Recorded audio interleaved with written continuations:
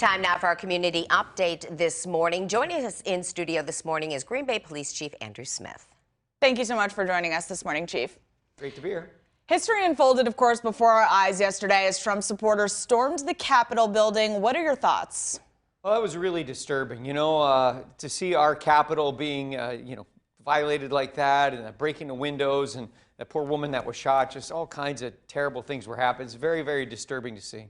Now, there was a rally of Trump supporters yesterday outside Green Bay City Hall. You were there. I was there, and it's completely opposite of what we saw in Washington, D.C.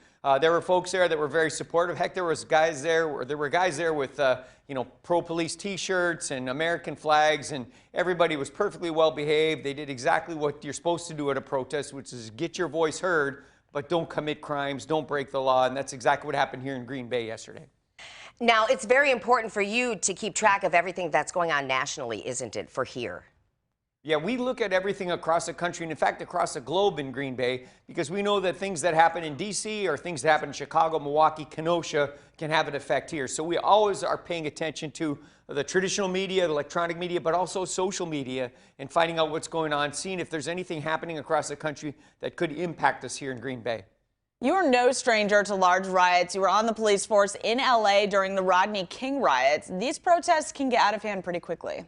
They can, and the Rodney King's was kind of an extreme example of a riot, but we've had smaller riots in Los Angeles many times. I mean, if the Lakers basketball team wins, who would think that a Lakers celebration is going to turn into people burning police cars? But that's what happens, and looking what happened in D.C., it's always at the end of the rally that the people that are problematic get together and there's the potential for something bad to happen. Beginning of almost all rallies start out fine, good folks getting their voices heard. It's at the very end where people get together and they have bad intent. Now let's switch gears here. Your officers are on the front lines dealing with the public and the COVID-19. Has it hit your team pretty hard? It has. We started off doing really well with just a couple cases this spring, and our officers were doing really well. But I think the second wave really hit us. I think right now our total is about 39 out of 184 officers have been infected. Almost all of them are back. I think we got about a half a dozen that are out now, still being quarantined. Most of them made it back. Most people's symptoms were mild, but it is difficult. I mean, our officers are out there every day in people's houses, talking to people, and they, by the nature of their job, it's a dangerous job, and it just makes it even more hazardous. And do you have any idea when your officers will get vaccinated, and do you think that'll make their jobs safer?